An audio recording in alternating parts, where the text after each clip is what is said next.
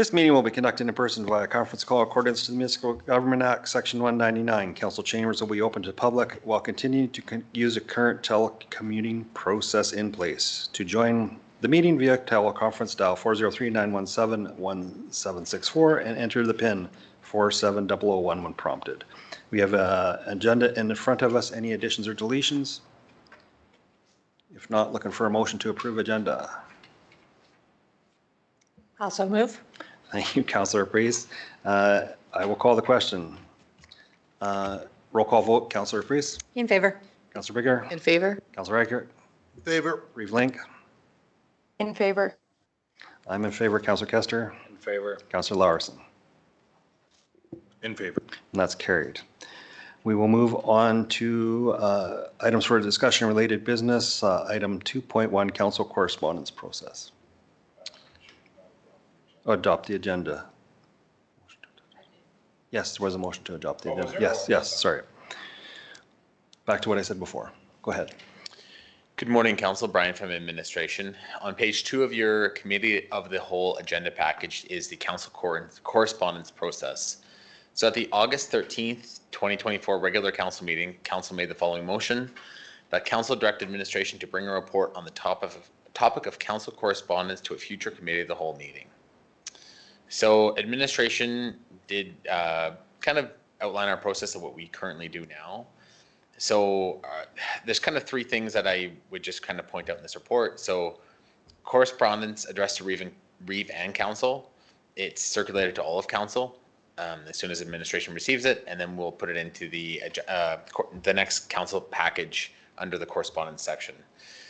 If correspondence is addressed to the Reeve or an individual councillor, we'll typically just forward it to that individual councillor or the Reeve, and we just forward it to the relevant party, and no other further action is taken by administration.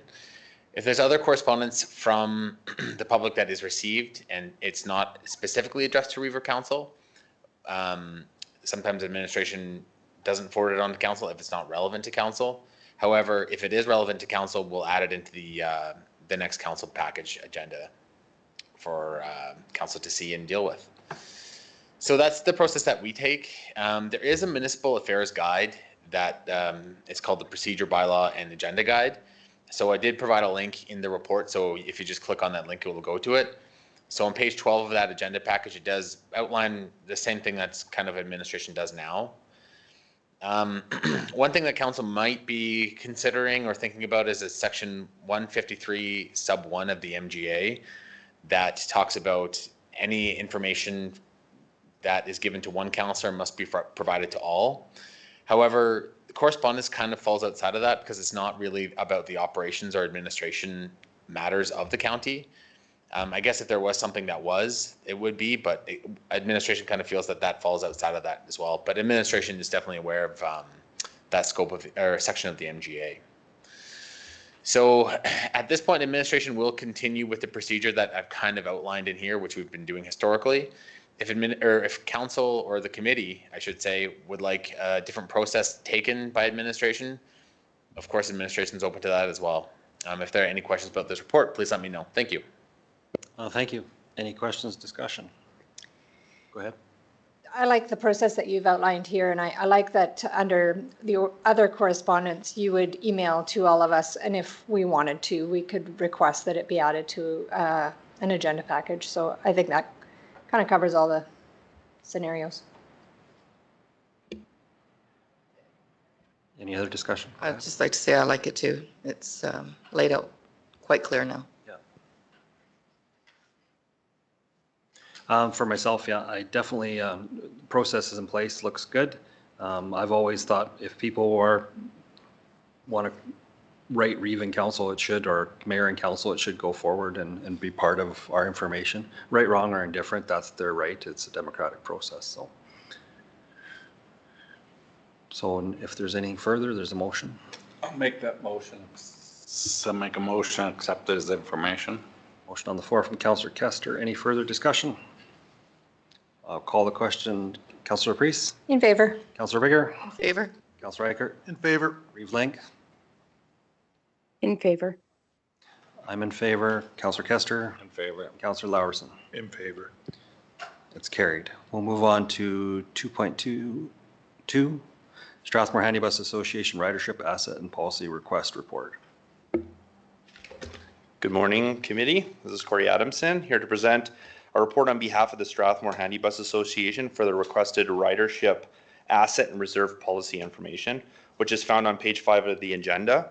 I did notice, and you might have noticed there, the document says draft on the watermark, but it is the final copy, and that will be fixed following the meeting. So during the November 21st, 2023 council meeting, a one-year contribution of $35,000 was awarded to the Strathmore Handy Bus in 2024. But there was also a follow-up request that was passed for a letter to be sent to request additional information on Wheatland's specific ridership, reserves, and asset management to inform a potential MOU decision.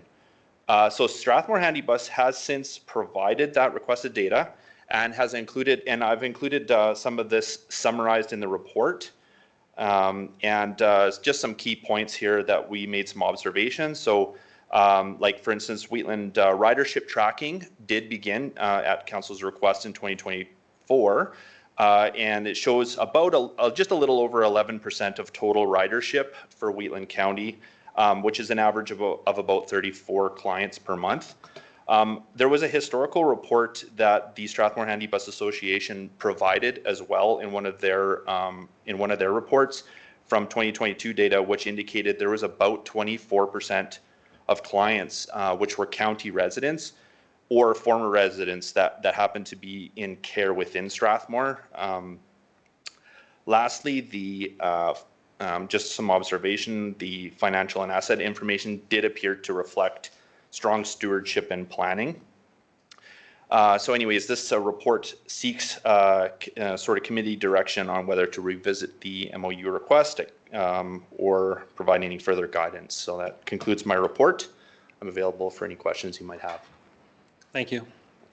Any questions on the report? Anything? I wasn't in these asks of this part of it, but I can definitely chair this part of it. So I don't honestly know what does council feel that these questions have been answered and the information is given there. Go ahead.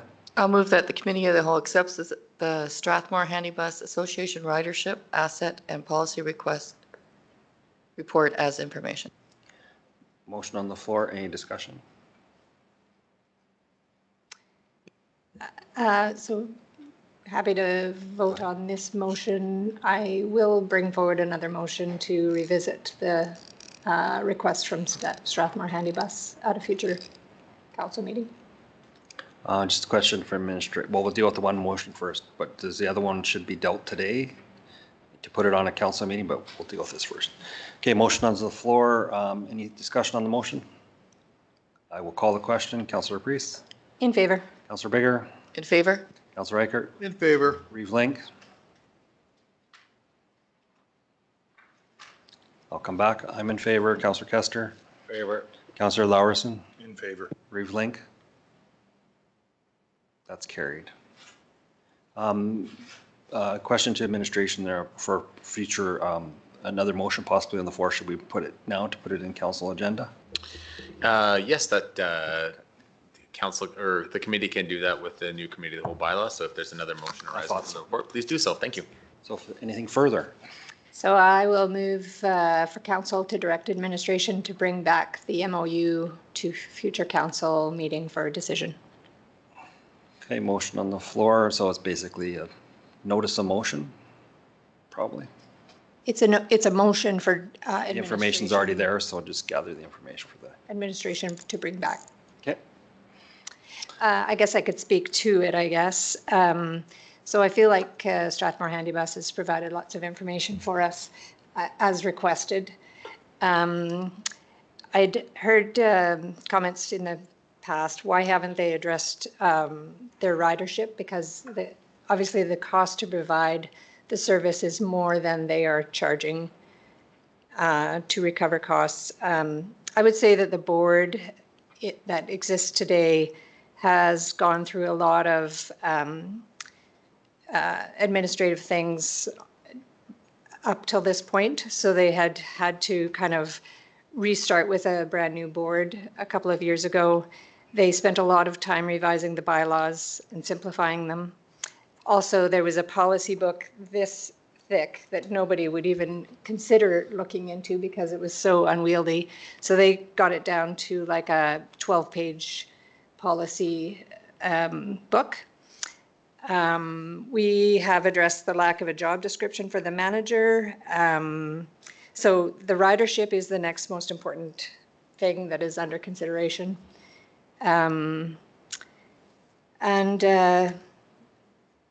But without county support, it would be very difficult to continue providing service to our residents. So I think we need to revisit it, but be happy to talk about it more at a council meeting. Okay, there's a motion on the floor that council direct administration to bring back Strathmore Handy Bus Memorandum of Understanding to a future council meeting for discussion. Go ahead. When this is brought back, there will be fulsome discussion because it has to be addressed to the fact that, is it a handy bus or is it a taxi service? And are we competing directly against businesses that are in the county already that can provide a service? So that kind of discussion has to be had. And if they choose that they want to, if, as I understand, a handy bus was to help disabled seniors or disabled people to be able to get to their facilities because there was no other way to do this. And so has their scope, so there will have to be a discussion on whether or not their scope has increased, and if that scope has increased, should the scope have increased? So, yeah, but if there's going to be fulsome discussion on this, I am 100% forward. Perfect. Any further discussion before I call the question? Seeing here none, I will call the question. Councillor Priest? In favor. Councillor Bigger? In favor? Councillor Reichert? In favor. Reeve Link? I'm in favor. Councillor Kester? In favor. Councillor Larson? In favor. That's carried. She's not online anymore? Okay, so if she does come online, can you just give me a thumbs up so we can go back? We'll revert back to just normal raising of the hands or that kind of voting, so we don't have to do the roll call vote until Reeve Link or if she comes back online. Good for you. So we have move on 2.23 draft parks bylaw. Good morning, Dave from administration. The report on page 26 of your agenda package includes a draft of the parks bylaw. On August 20th, 2024, Committee of the Whole meeting, the committee reviewed the Severn Creek Dam camping report and provided feedback for administration to draft a parks bylaw and explore camping options consistent with Crown land policies. The committee also discussed potential leasing of the Crown land and focusing on minimal management approaches such as self-check-in for limited campsites and minimum stay requirement. Implementing a parks bylaw is the first step in the process of investigating lease terms for the Crown land at Severn Dam. Administration is seeking any feedback or comment on the draft parks bylaw. That concludes my presentation and available for any questions. Thank you. A lot of information here. Any questions? There's been a lot of discussion over this recently as well. Go ahead. Did staff contact the province about this Crown land? Can we enter into an agreement giving us authority to regulate it in conjunction with our regulations, just to protect us from whatever? Yes, we did contact the province, and they're willing to entertain a lease agreement or I guess updating the lease agreement, because we do have kind of a lease agreement for the pit toilets that are there. So they're open to negotiating something on that. But one of the conditions they asked us about is how we were going to manage that site. So this would be one of those tools to help manage that site.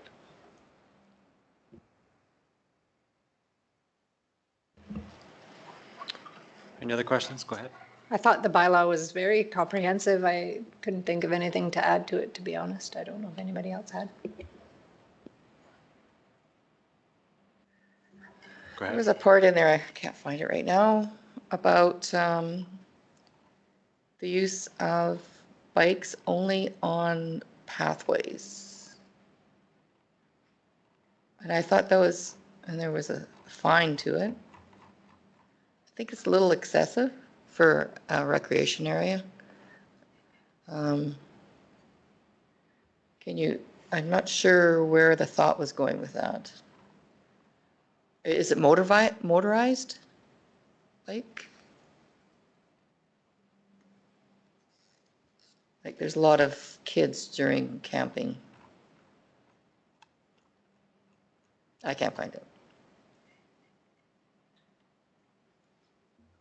I could search and try to find that, and I could, because that was not the intent, was to, Oh, number 34, you say? Oh, yeah, ride a bicycle or wheeled conveyance on non-designated pathway or trail or park or open space. It seems a little bit restrictive. Yeah, and the fine's 150 first offense. They're going to be very hard to police anyway.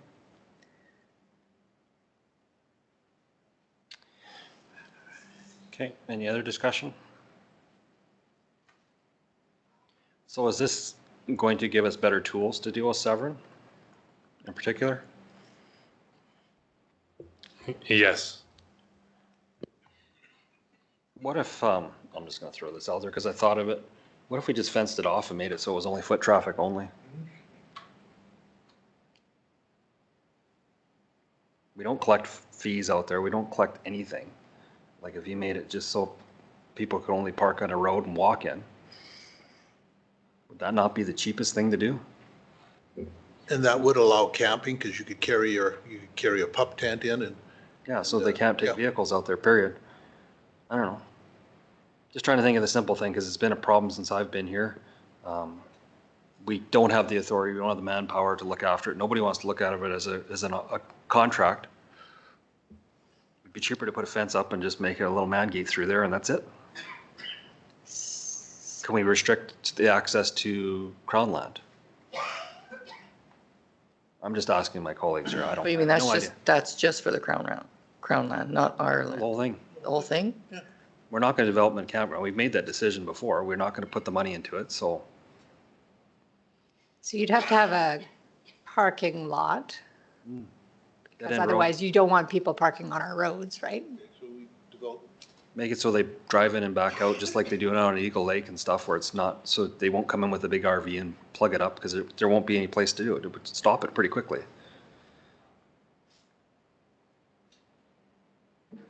Go ahead. I don't think that's necessary. If we get this bylaw and we can better, I was gonna say police it. Maybe a better word than Right? police. Regulate it, yeah. Yeah, regulate it, there you go. I think I would far sooner try that first, that's. Lack of regulations caused the different use of the park. Prior to, it was enjoyed mostly by people that lived in the county. And I'm thinking we get these regulations back, we can better regulate it. I would give that a try first. I don't want to take it apart there's no tents out there now hardly. They're all campers. I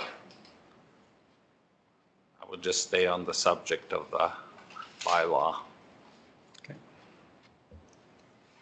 And I like that it's equally applied to all of our open spaces and campgrounds. It's nice to have something in place for all of them, including Wheatland Shores and I'm just Eagle Ridge. talking specifically to the one problem area that we've had for a long time, and it's just something that it just came to my head, and I thought, if we're not going to do anything with it, invest money into it, develop it, that problem's still going to be there. I understand this parks bylaw is good for everything else that's going on as well, but it's just something to keep in your mind in the future maybe. But go ahead. Question to administration, how often does a bylaw officer go drive past Severn Dam?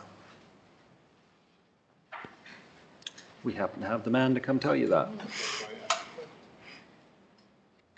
Through the chair, it's part of our patrol schedule. We don't have a set time. Like some days, some weeks it could be every day. Some weeks it could be once a week. It all depends on our availability and our patrol schedules being out in that area and where our call volumes take us. So I don't have a definitive answer, but we are out there, I would say at least 3 or 4 times a month or more if there's concerns that have been raised out there. Thank you. Thank you. Any further discussion? Committee's wishes? Oh, go ahead. I'll move that the committee directs administration to revise the parks bylaw in accordance with the committee's comments, obtain a legal review, and bring the revised bylaw forward to a future council meeting for consideration. Thank you for the motion. Any discussion on the motion? Just on the motion, are we revising it or are we just accepting it? Oh, I guess there is the one revision about the fees. Yeah, the fines. Yes. That was a revision. Yep, okay. Okay, we're clear. Any further discussion? I will call the question by a show of hands. All in favor? And that's carried. Thank you. She's not on anymore, no. Oh, okay. Yeah. That makes sense. So, okay, we have time for one more. We could do our appointment now Okay, because they are here. I believe so. And then just recess committee of the whole and Everyone, are we ready to start again? We're all good? Welcome back, everyone. We'll start with item 2.24, subdivision development and appeal board membership. Thank you, committee members. Stefan Kuntz presenting on behalf of administration. Just before I begin, I just wanted to give some thank you to Diane Bodie and Michelle Van Harlen. Did much legwork on this item here. So this considers the Subdivision Development Appeal Board membership. So the SDAB is a quick backgrounder, quasi-judicial body that deals with subdivision and development appeal decisions made in the county. The board is appointed by council, and it has between either 7 and 5 members that are appointed from the public. The bylaw that regulates this is the bylaw 2019-10, and we periodically review this in order to ensure that it is up to date. So one of the items that we've noticed in doing these reviews is that it's becoming difficult to ensure that we have consistent and appropriate number of members that are on the board. Right now it's not at capacity. As I mentioned, there's between 5 and 7 members. We have 5 right now. So that is the minimum number. So we've looked at a number of potential amendments that could assist in attracting members. So if I could just go down. So we're going to look at 3 kind of different broad areas: membership, board compensation, and then an intermunicipal subdivision development appeal board. Within those, we'll have some various suggestions and recommendations for how we can improve. So in terms of membership, this largely has to do with kind of the requirements for people who can serve on the board. Currently, permanent members are required to be residents of the county. So there's a number of different ways that we could explore kind of alleviating that. One would be to go with the status quo and continue with the use of alternate board members. This isn't the best idea because really it's intended to allow for alternate members on a case-by-case basis, not as like something that we should be relying on. What that's for is we are at the minimum and then a particular member can't make it or has a conflict of interest or something with the particular item, we can then replace them with a suitable member from a different municipality. So that's existing in the bylaw right now. That's definitely an option, but again, it's maybe not the best one. The other 2 options listed here to allow non-resident ratepayers and then allow any non-resident. Those are kind of similar situations where we would relax that requirement for the resident. So as you can see under number 2 there, changing it from resident to ratepayer would allow individuals who may not live in the county but still own property, run businesses, those type of things, paying taxes to the county to become members. And then number 3 would be essentially having anybody no residency requirement whatsoever or landowning requirement whatsoever. I would note about that other one, many other municipalities appear to do that, and that council would have the ultimate say in who's actually appointed to the board. So if you consider that one. In terms of board composition, so I mentioned between 5 and 7. The suggestions here would essentially be to lower the minimum to 3. Obviously, it goes below 5, then we're not in compliance with the bylaw, and it's not necessarily a workable board. So lowering the membership to 3 would mean that if it does temporarily go to that point, it can still operate. We'd obviously still intend to be to getting to that full contingent of 7 members, but this just allows a little bit more flexibility in terms of allowing it to continue, even if we don't have that. So we have a couple options there as well. Leave the board composition as 5 to 7, decrease it to 3 with a maximum of 7, or another suggestion. Then the final item, not necessarily something that we're suggesting, but this is something that we did want to bring up just to bring to your attention. Another possibility is to have a intermunicipal subdivision appeal board. So this isn't like a CMRB thing necessarily, but it would be similar municipalities who maybe are also struggling to get SCAB members could share a board. So whether it's other rural municipalities, we'd have the same pool of people to draw from, essentially.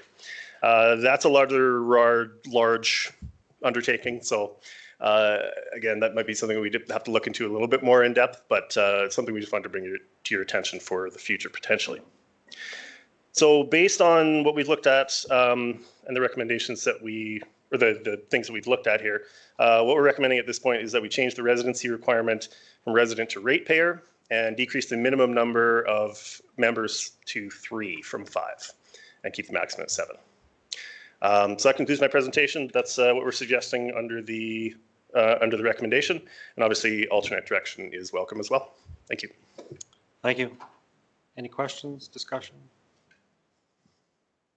Right after lunch, it's hard to get people to participate. So I think administration is making an excellent recommendation. I think it is nice to have people who are at least ratepayers, that they do have some stake in the community. Not that, like, I think SDAB is a little different, that they really look at technical rather than, but anyways, I still think it's nice to have ratepayers rather than anybody outside of Wheatland County. And I think just to keep the current, well, the board functioning, even if we do have difficulties, it would be good to have 3. Anyone else? Go ahead. I think that option 2 is probably the best for membership, where you allow non-resident ratepayers. I think they do, as Councillor LaPree says, they need to have some skin in the game for this. I think the decreasing the minimum number of members to 3 with a maximum of 7 might be okay as a temporary measure, but there's a reason that committees and groups are typically set up with 5 to 7 members. You're aware of that? Okay, then I'm not going to explain it because you already know. Thanks. Anyone else?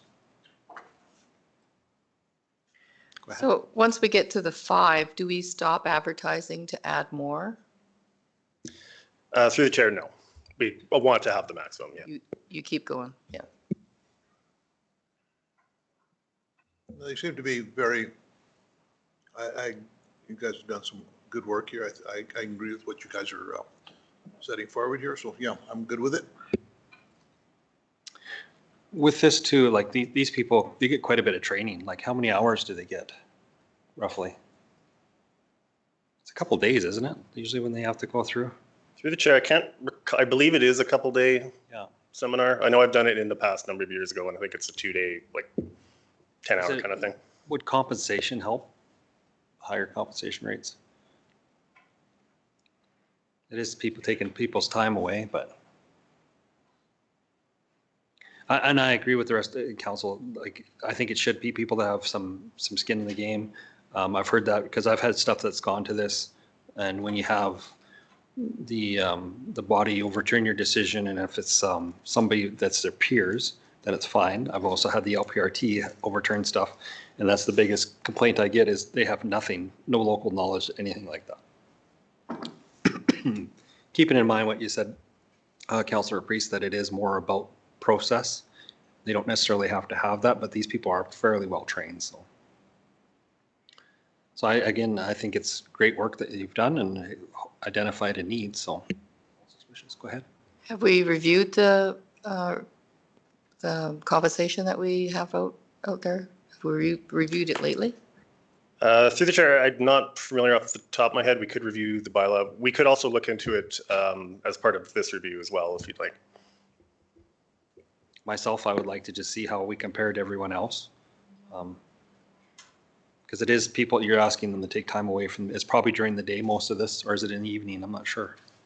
It's usually during the day, I think, that they're doing this. So Yeah, they're normally at the same time, and it is an NPC hearing. pretty much anybody I know, it's double income families now, so they don't have a lot of time to give. We see it in volunteer base all the time. Go ahead. So if you come back with this, I like the idea of coming back, because if there's other municipalities, like I actually, that idea of an intermunicipality deal, if another municipal, like, I think we proceed the path we're going down, but it seems to me as you go forward, it always seems to be harder and harder to get people to do stuff. And if we get into a situation where it looks like we're stuck at, say, 5, and, exploring what other municipalities, how they're, what if they're suffering or having similar difficulties as we are. I really like the idea that you've broached the subject. So, because I think it could, hopefully it never becomes a solution, but I think it could be, if worse goes to worse, it could be. Go ahead. I believe that between MPC and SDAB, that they actually mix the councillors so that there's councillors off of MPC that are on SDAB, and then they just have members at large on municipal. Some municipalities, I believe, Or operate like that, right? So that's a thought too. I don't know. That could be something that is brought back to. I don't know if that's too hard to figure out how the structure of other ones. Through the chair, yeah, we can certainly look into that as we're doing this. Go ahead. You ever talked to any municipalities that have mixed boards? I haven't talked to one that likes it. Because part of the rules are you can't talk to the appeal board. Right? So some of our meetings are mixed, some of them might have to leave. Right? It's not a very congenial working atmosphere. Good points. Anything further? Wishes? Some recommendations there? Go ahead, Donna. I'll move that the committee direct administration to bring an amended subdivision and development appeal board bylaw to council with amendments to the residency requirement for board members and the minimum membership requirement, or that the committee provide alternate directions. Oh, One or the other. skip the other. Strike the last. Strike the After last. or. Okay. Motion's on the floor. Everyone clear? Any discussion? I will call the question. All in favor? That's carried. Thank you very much. Thank you. Move on to 2.25 Township Road 254 speed discussion.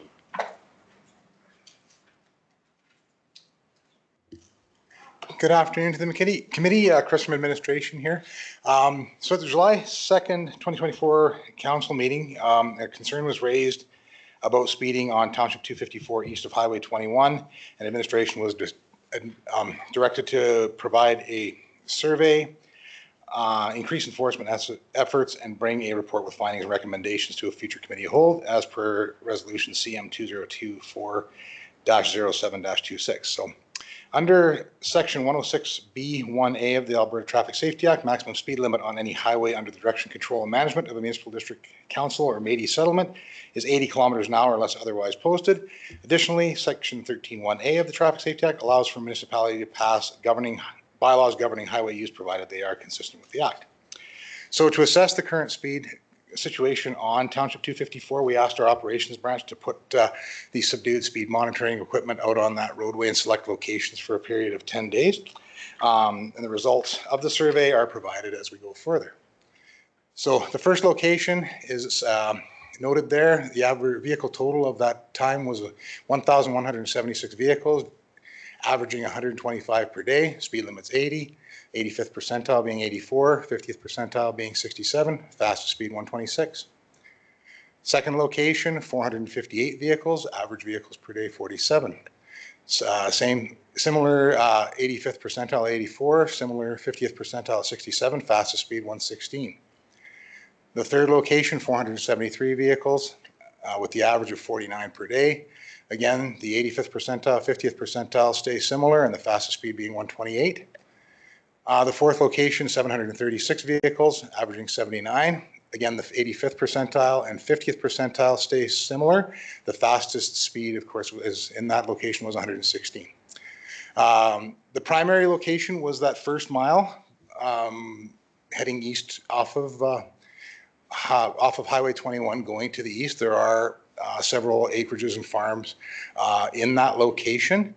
One thing I'd like to just note, though, is that fastest speed on there, that was within minutes of each other. So that was the same vehicle traveling that same speed. It wasn't four separate vehicles at four separate times. Yeah, exactly. It was catching one. So Township 254 is a local arterial and commuter road running east-west from Highway 21 junction to Range Road 235 intersection. Of course, several farms and acreages are located. It's approximately 20 meters wide, including the road surface and ditches, and experiences the highest traffic volume between Highway 1 and Range Road 235. So, as always, there are traffic calming measures that could be looked at. Reducing the speed limit is one. Installing maximum 80 signs, just to make sure everybody knows that it's 80 down through there. Installing advisory signs, which are non-regulatory, but like the black writing on yellow background, which are cautionary, non-enforceable, but just to remind people that they're in an area where there are residences and the speed limit is 80. Installing speed bumps in strategic locations is another option. But, you know, any of the recommendations, if we so choose or none, operations can do in a reasonable amount of time. Anything reducing speed limits, though, has to come back as an amendment to the schedule of the traffic control bylaw. So my questions for the committee are, should traffic calming measures be explored? Does collected data indicate a significant issue, or could reducing speed limits in certain areas set a precedent countywide? And speeding concerns are common. Perceptions can exceed reality. Dust plumes and vehicle proximity can give the impression of higher speeds. When you're standing still, vehicles definitely can look faster, especially larger vehicles. Traffic calming measures are more beneficial in urban areas rather than rural areas, and are generally not recommended on rural, arterial, and commuter roads. It can disrupt traffic flow, complicate road maintenance, and introduce other risks. So, and that concludes my presentation. I'm available for questions. Thank you very much. Questions? Go ahead.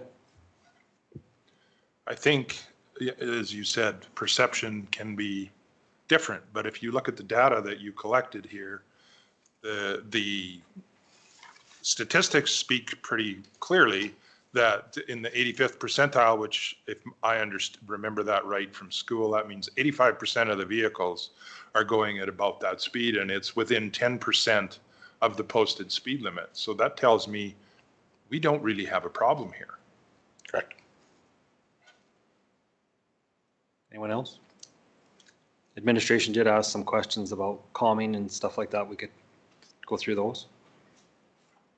We don't have a problem. Why do we want to fix it?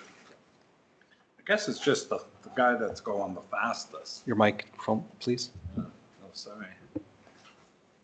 I don't know, more patrolling or, I don't know, we've got speeders all over. It's just, that first mile, I've got about 5 or 6 residents live within 100 feet of the road.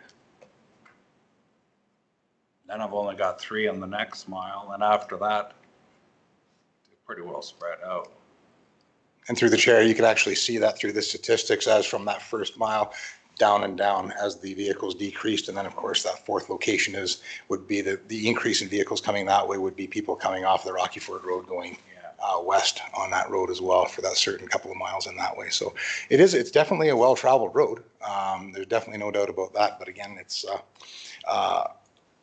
patrols are active. I mean, we patrol as often as we can, as best we can. I've advised our CMP partners and our sheriff partners of our concerns in those locations, and they try and get out there as often as they can as time permits and such. I know their priorities are on different roadways and different priorities. So our officers do our best to get to these problem areas as quickly and as efficiently as we can. Is there any, I know when I pull off of the number 1, say, and turn on the 21, it takes a while to adjust to the lower speed limit. Is there any truth in that when you pull off of the 21 onto a gravel road, you're going to have a tendency to be a little heavy in that first mile, or is you used to going 100 instead of the 80? Or Yeah, I mean, every individual driver is going to be different when it comes to that. The majority will drive to their experiences and stuff like that. So therefore, they can. When you're going from pavement to pavement, your first inclination is to speed up to the posted speed limit as fast as you can. If you're not as familiar with gravel, people who aren't driving gravel roads all the time, their inclination may be to ease their way up to the speed. But there are some who are consistently and drive those consistently. They may be able to get up to that speed rather quickly. Go ahead. So I would think coming from pavement onto gravel, I don't think you would have that inclination as much to get up to the same speed you were driving. Like, it is a different surface. But the only thing I was going to say is I think the only thing I would entertain is installing advisory signs, but I would leave it to the area councillor to suggest. I'm thinking put up advisory signs. I just assume put up speed limit sign on the first mile. That's where the problem is. That's where all the residents are. I can explain that to more ratepayers than putting speed limit to 50 and there's only 2 residents on it. Any further? I think The only from, thing I was thinking, if we set it at 50, doesn't slow them down that much in the whole mile because they're starting at a stop, or they got to stop going the other way, right? Because they got to turn off the highway, or they're coming across and they have to stop at the highway. So they can't average 80 on it. If you are, you're at the 128. So if we put the speed limit at 50 and you do happen to catch that speeder at 128, that's going to hurt. At 80, it hurts, but not as much. go ahead. Yeah, I don't like the idea of changing a speed zone on one particular gravel road. We'll have everybody asking for it and half the people oppose. Like, it will get into a no-win situation, I think. And when we were at RMA, we were talking to the district supervisor for Alberta Transportation, and they can't arbitrarily just drop speeds anymore. It has to be based on studies. Yeah. I don't know if that affects us, probably not yet, but it will at some point in the future, probably because of that very thing. I mean, you just have to drive towards Calgary and you see 3 different speed zones on Highway 1 within 5 miles.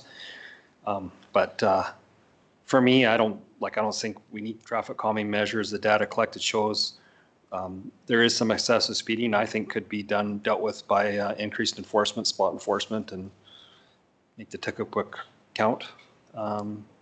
Reducing speed limits on gravel roads, I think we just talked about that, is a can of worms we don't want to open up right at the moment. That's just me. So, and then advisory signs, I have a question about those. We have a lot of, when you drive throughout the communities and all your divisions, you'll see children planes or children crossing signs from, and you know for a fact that the kids are long gone. Do we even follow up with that? That's a question for the future, because I've had residents ask me about that when there hasn't been kids there for a long time, and they used to be, you had to pay for them to come. That was in our schedule of fees. I think if you paid $400 or something, you could get a sign put up, but only valid for so long. Kids aren't there forever, but that's just something else. So, council's wishes. One more question to administration. So if the residents were to get a make, model, and license plate of a vehicle, would you be able to just follow up and have a conversation with somebody? I realize you couldn't write a ticket without having kind of caught him in the act, but could they provide you with some information and maybe you could just talk to the person that that there's concerns. Absolutely. So maybe that's another option too. Carry it one step further. If a ratepayer was to say that darn speeder comes by here at 4 o'clock every workday, that be handy information? Absolutely. Through the chair, we would then do our best to provide somebody to be out there at certain times. We've had success with that. As a matter of fact, I'll use an example. Last spring, we had an issue with a school bus driver. Somebody was kept passing a school bus on Range Road 243 south of here with its lights flashing, and it took our officer 4 days, but he managed to catch the guy finally doing it. So yeah, if we have specific dates, times, and stuff like that, we can do our best to facilitate getting somebody out there to monitor. Well, that might be the answer here. Because a lot of that road is, you can't travel at 80. Going down the hill, the washboard's so bad, and go around the curves, the soap holes. It's more for one of these derby things, off-road roads, really. I'll say we accept it as information. I'll talk to the ratepayers. Motion on the floor. Any further discussion? So grade the road less, get enforcement out there. That sounds about right. I get more complaints about getting it graded that route. Yeah. Motion's on the floor. Any further questions? If not, I'll call the question. All in favor? That's carried. Thank you very much. Thanks for your time today. Move on to 2.6, right to farm information.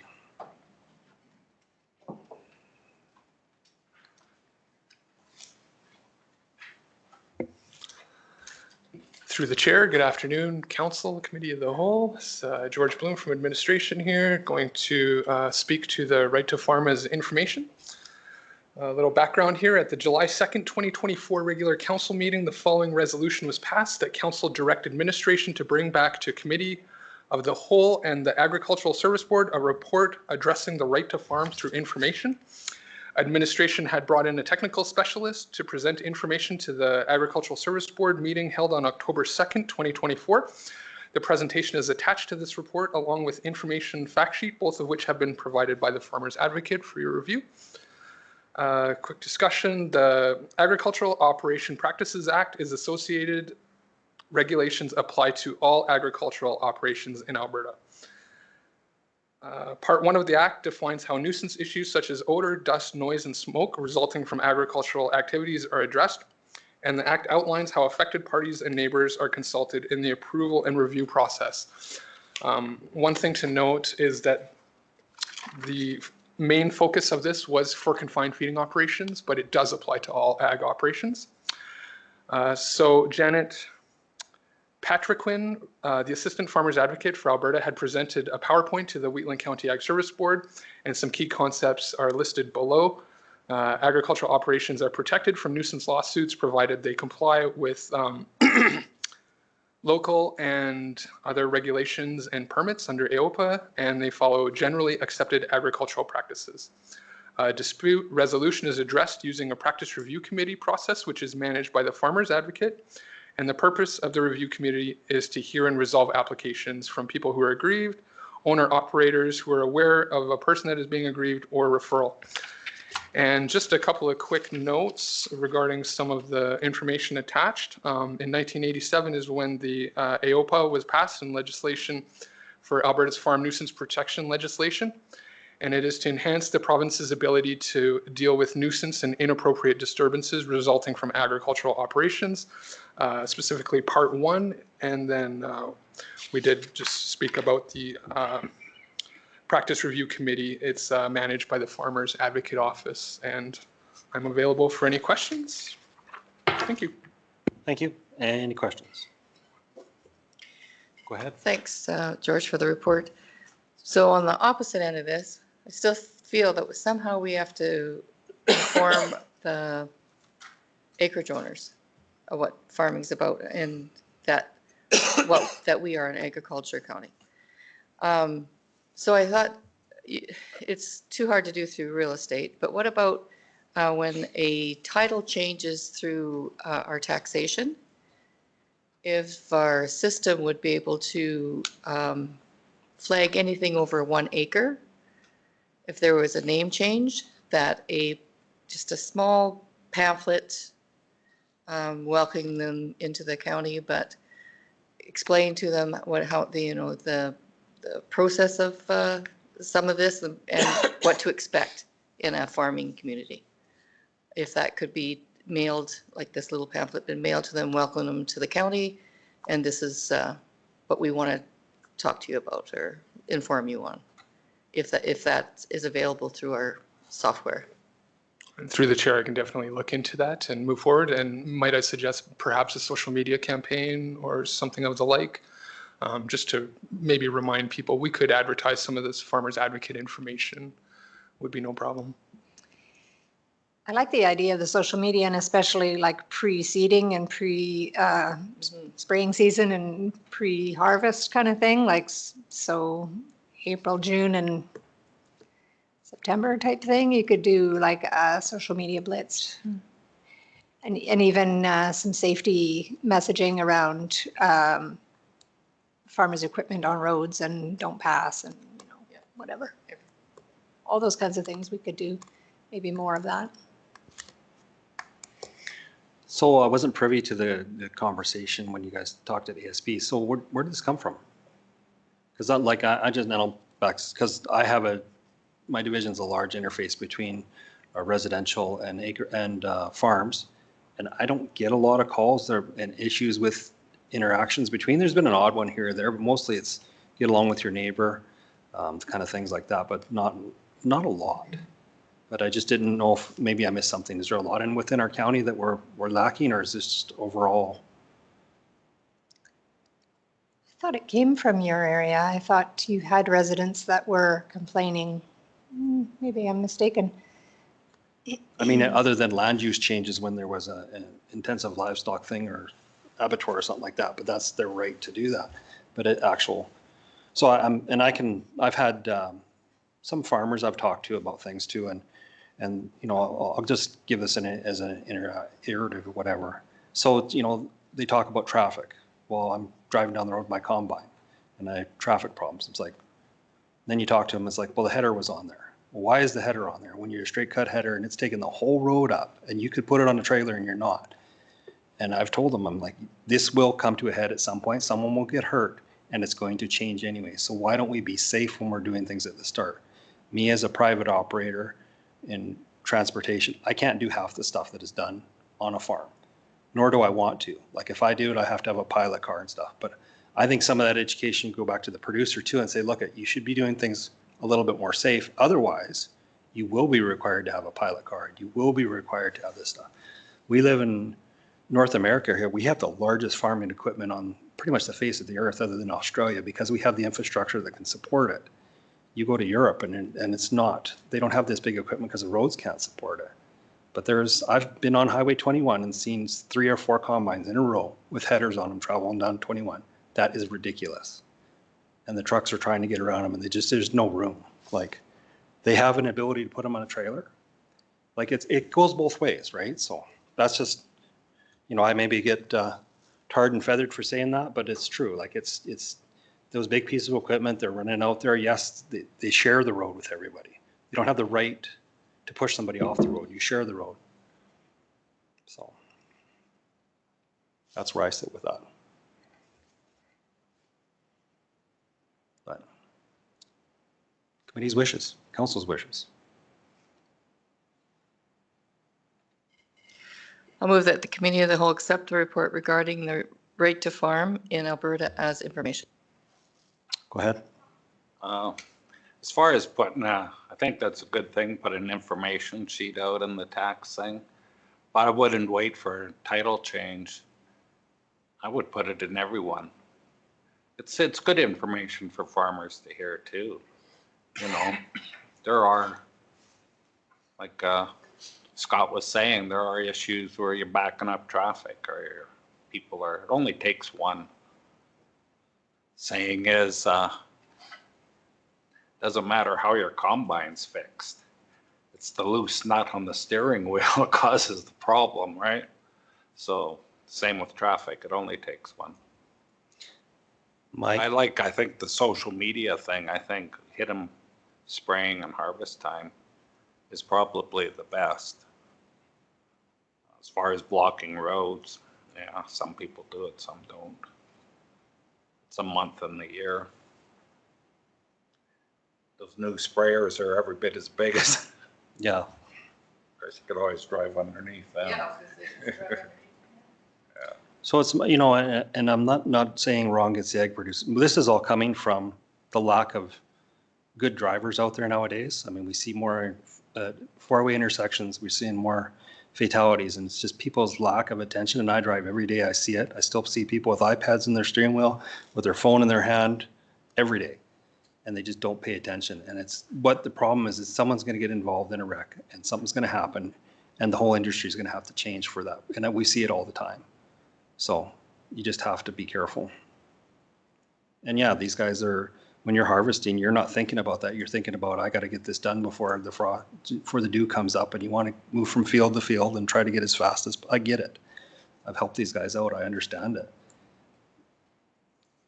But I do know if you get in a wreck with your insurance, it puts you out of business for a while you're dealing with insurance. It's just easier to try to avoid it if you can, so.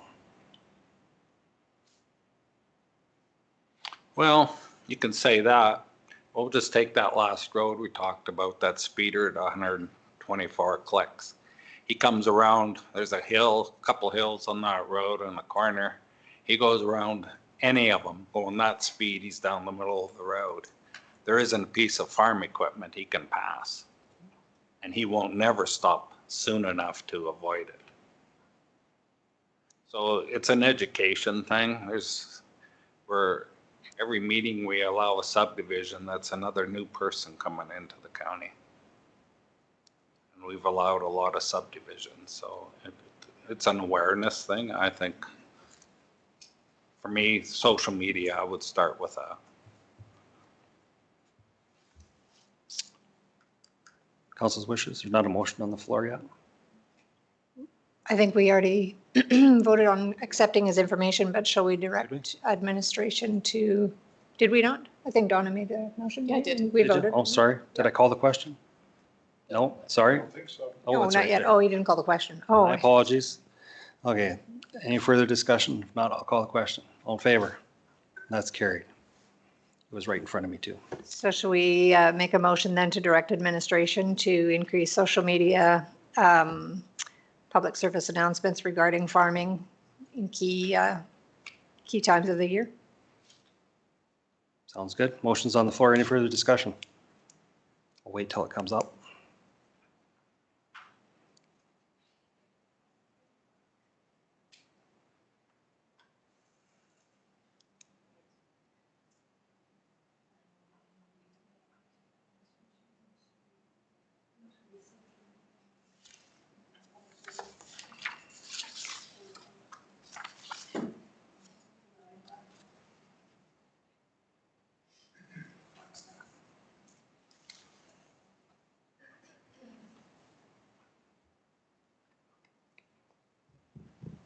Just waiting for it to come up so everybody can see it.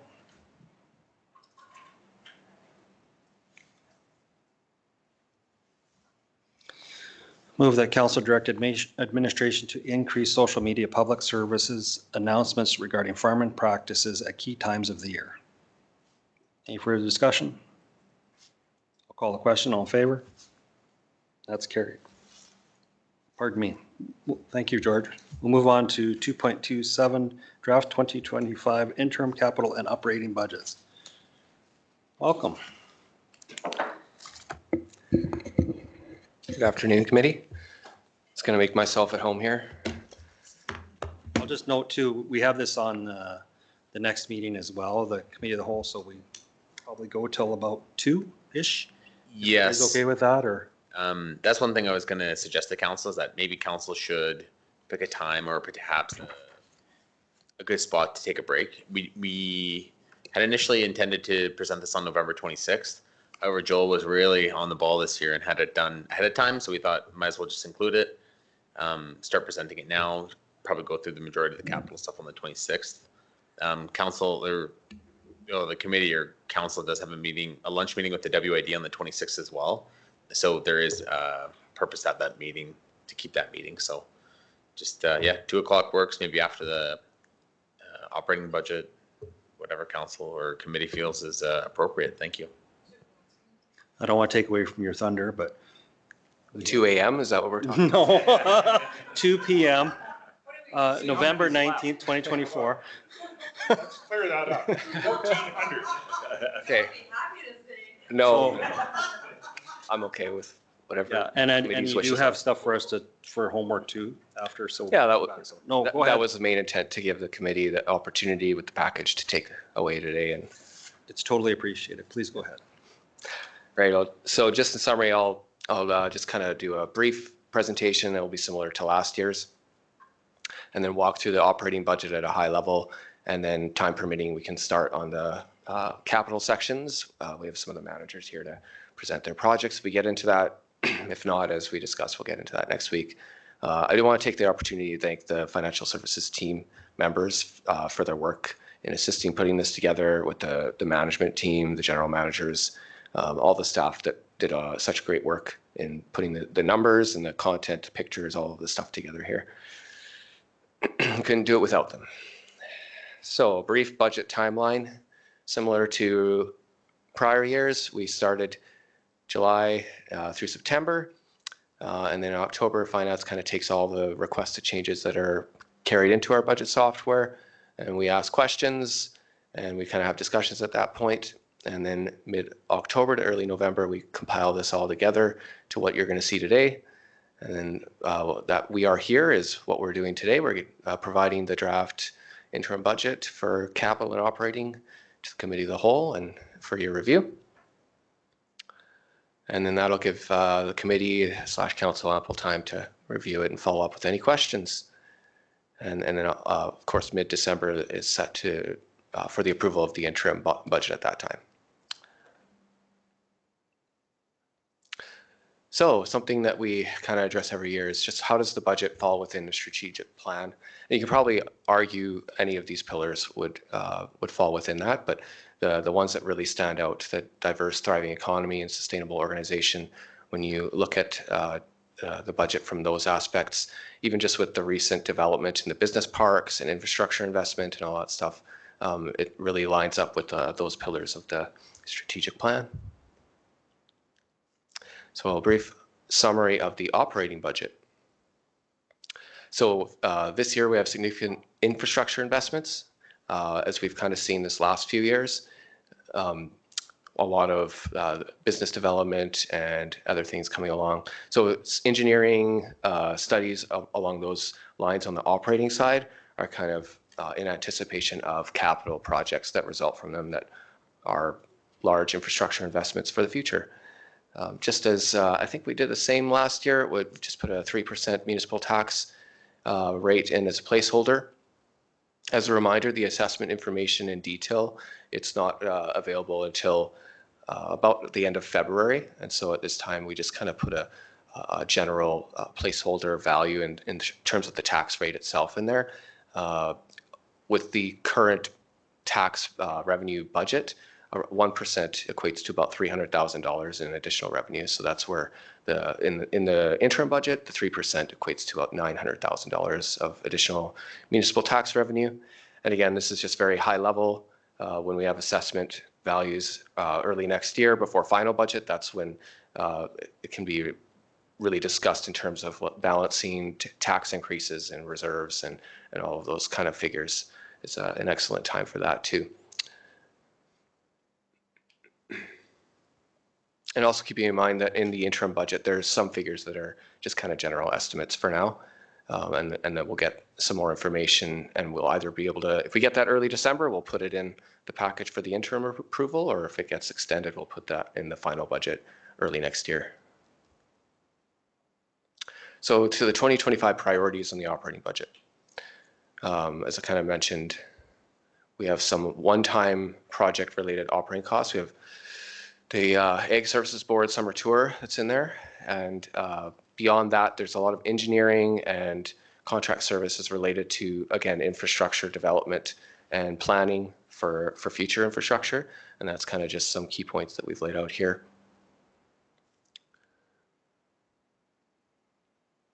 Some enhancements to the upcoming budget cycle. So on the accounting side, we've just created some new accounting codes.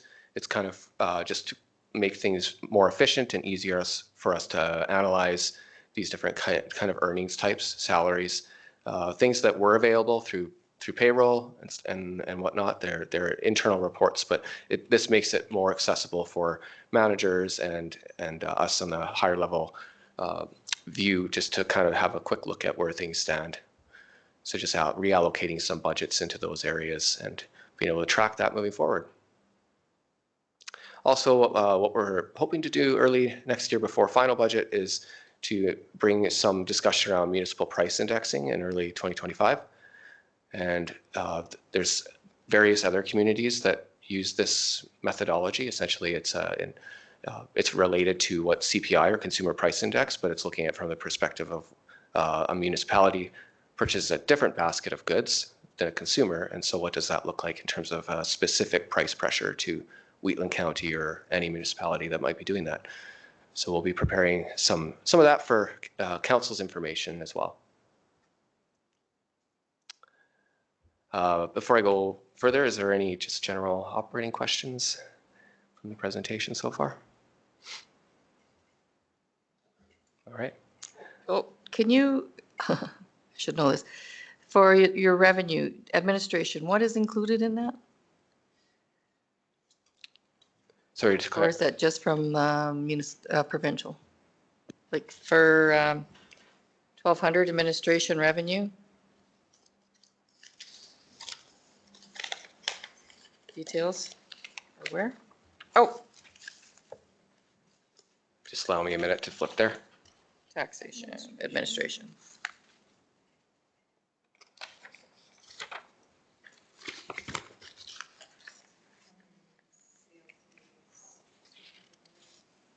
Yes, through the chair. So the administrative line, you're looking at that's at $4.1 million, is that correct? Generally, what a large portion of that represents transfers in from like the reserves to fund, say, one-time projects. A good example last year's budget would have been the broadband project. So we had that kind of set to be funded through kind of unallocated reserves for that budget cycle. And so that shows any transfers from reserves shows as revenue. That's also where we book investment returns and stuff into that division as well. Good, thank you. Yeah, I should have known that.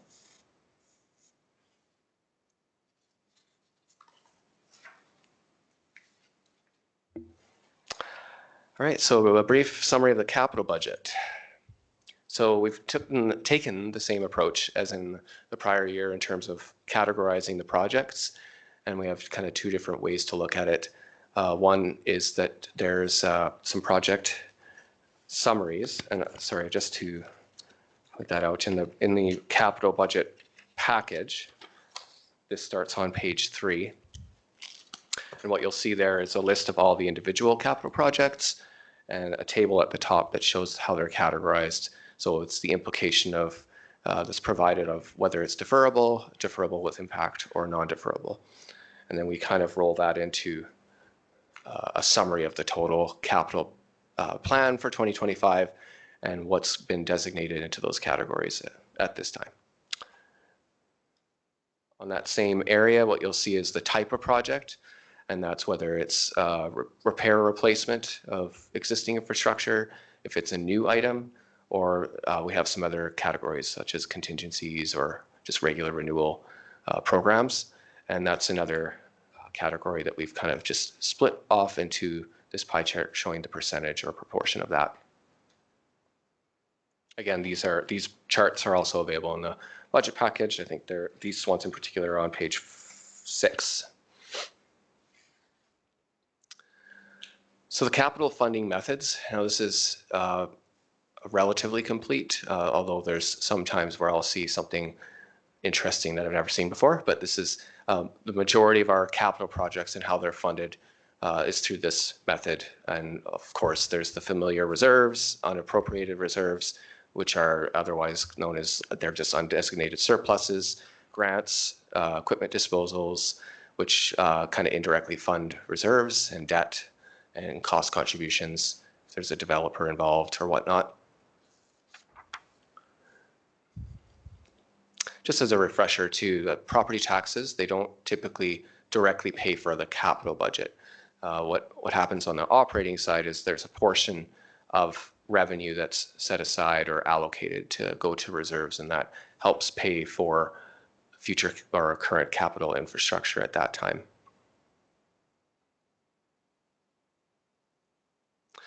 So this is just a breakdown of the current budget, the capital funding allocation. This one actually wasn't in the package. It was just another one I thought might be interesting to see. So last year we kind of did a quick overview of the debt information. So the municipalities they have a debt limit that's prescribed and it's calculated every year based on our audited financial statements. Every municipality has it and they have a calculated value. And so as of December 31st, from our last audited statement, we have just kind of put there our current debt capacity and our servicing capacity, which is kind of our annual payment capacity. And that's just kind of for committee or council's awareness of where we're at with that. Our current debentures, we have 6 debentures left at this time. And the total principal is $2.7 million. So what's interesting to note, however, is that if you take out the ones that are recoverable, for example, you can see there's the seed cleaning plants and things that are more of the county takes loans on behalf of other organizations. So although there is a debt there, we're also recovering that debt fully. So if you take those out, then we just have those 3 debts below with the remaining balance of them being $285,000.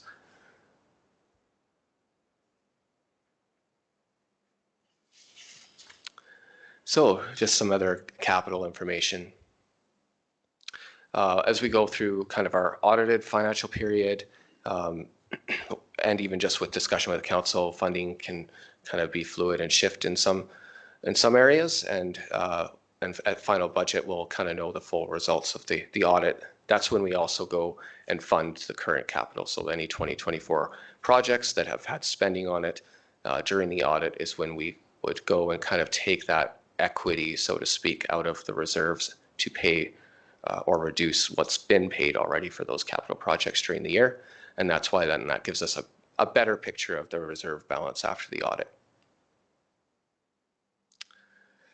And yeah, just some general information about reserves, and the levels can be adjusted as per council depending on its purview. And then also to keep in mind that generally what we'll do is again at the audit time, because we'll have an idea of what's been spent and what projects maybe aren't completed, and so we'll carry forward any kind of balance that's remaining to finish those projects out into the final budget at that time.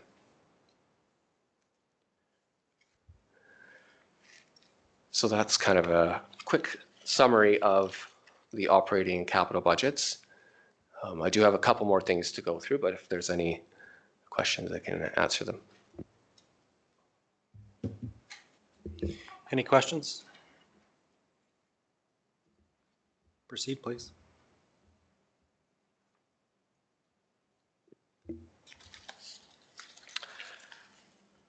Okay, so I just wanted to talk through the operating package quickly and just note the different schedules, because there's a few that haven't been included in prior years, and just want to walk through them, not in substantial detail, but just so that the committee is aware of what's meant and for what purpose. The report itself does lay that out in the operating budget section. As you can see, we've kind of bolded each schedule that's available and with a brief description of what it's for. And if I'll scroll down to the operating budget itself just to walk through that. And so that's the contents table. You can see all of the various schedules that were included here. And some of them are just the same as they've been included in prior years. For example, this high-level summary of each division by revenue and expenses, along with the net total on the bottom. And then we provided the very similar schedule that has all of the detailed budgets. So a breakdown of each division or area by GL, we call them, or cost code categories. So this is kind of the nitty gritty in-depth budget if you so choose to torment yourself in that way and review that. I'll also point out there's a table on the bottom of that on page 19 or 98 of the package where we've just laid out some of the different kind of unique codes that we use with an explanation of what the purpose of them is for. So if you are looking at it and you find maybe a bit of confusion on it, that might be a reference for you. So the next schedule is budget by account. So this is not by division. This is just by the expense or revenue category. And again, it's the same budget, just balanced out in terms of total revenue. You can see like we have individual tax categories, tax revenue categories that would be, along with all the expense line items in there as well. As in prior years, what we've also done is to provide a reconciliation. I'll just kind of zoom in a little bit here. There's a lot going on here, but essentially what we're doing is we take the prior year's approved final budget and we reconcile it to the current draft budget that you'll see on the overall schedules. And so you can see the total change in the current operating budget is a decrease of about $2.3 million. This is driven mainly by that drop in the broadband one-time project coming off, but there's also a lot of changes here that we've just listed out. So when you have time, feel free to purview that and review it. We've done a similar reconciliation on the revenue side as well to show that. This is a newer schedule we included this year. What we wanted to do is just kind of compile as best as possible where we could identify one-time or temporary project items so that they kind of can be identified as not part of a systemic increase in the budget. And it's just very evident that it's sort of a project that's just in preparation of, if we're talking about the engineering lines, or it's a once every few years type thing. For example, you see the election and census expense here for $35,000. That would be one time for 2025, as it's an election year. This is a similar schedule that we've had in all of the other budgets. It just outlays all of the items that are identified in the MGA of what needs to be budgeted for. So we just kind of have an iteration of that. This is revenue sources. Again, we've had that in prior years as well. I think we started this schedule in terms of the property tax historical bylaw values, as well as the requisitions that comes with the net taxes. So that can show kind of the trend. This is a new schedule as well. We kind of wanted to show a little bit more detail about what the reserve inflows and outflows involved. And so this $1 million, which comes kind of from that MGA schedule that we were looking at just earlier, we take that total from that schedule, and then you can see that we break it down into the two different subsections below and itemize where those values are coming from. And finally, well, it's not quite last, but this is just our reserves table where we project reserves based on the operating and capital budgets. And then a debt review section, which we kind of already covered briefly in the PowerPoint as well. So the only other aspect of the operating budget I wanted to point out was in the report itself. Sorry, I'll just go to that section.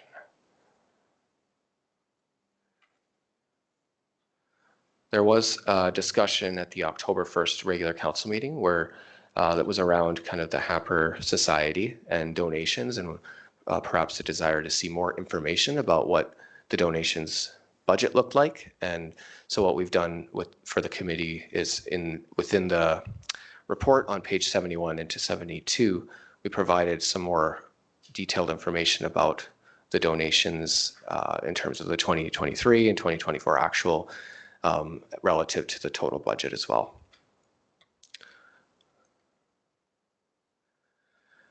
That concludes a summary of the operating budget. If there's any questions, I'm available. If not, we can start with the capital review or do it next week. Thank you. Go ahead. On that note about donations, so in this budget, have we accounted for a donation to Strathmore Handy Bus, or we have not, or? Yes, through the chair. So currently in the 2025 draft, because the 2024, that $35,000, the resolution at the time was for a one-time increase. So the current draft budget just has this historical $10,000 in there Oh, okay. at this time. And just through the chair to the committee, any budget changes just need to be submitted to through council and approved by council, obviously, and then the final budget, including whatever the tax adjustment is, just needs to be done by April. So the reason administration waits till April, and historically why the county has done this, is just that once the county gets our other requisitions from the province for education, the WHMB requisition, the DIP requisition, and I feel like there might be one other, I'm missing, Marigold Library. That's not a requisition, but just those other payments finalized, then we have all the updated information, and it's great to have the assessment done as well, just so we can, council can make that decision with all the information they have. Thank you. Thank you. Any other questions? Do we want to do any more? One more that just occurred to me when Donna asked her question. There's two different administration lines. I may have asked this last year, I can't remember, but I don't remember the answer. So there's administration 12-00 and administration 12.02. Is it anything that we should care about? I don't know. Through the chair, it's not really a substantive variance. One area we just kind of collect, like I said, the investment revenue, and then 1202 is where we have the majority of our administrative costs, like the payroll costs and things like that, and within that budget. So we just kind of, that's why in some of the schedules we just roll them together into admin. Okay, thank you. Don't see anything else. So we got a lot of information here to look over. It's, as usual, it's done very well. So it's pretty easy to see, especially the capital items, got circle zeros, diagrams and pictures. And I like where it says, you know, if it's deferred and whatnot and what the impacts are, that's always good to have as well. So will we be meeting again in a week's time, right? To do the same thing over again? We'll focus mostly on the budget. So if there's anything you need to discuss before then, now's the time. If not, we will break before 2 o'clock. Thank you. Thank you. Anything else today? No? I will adjourn this meeting.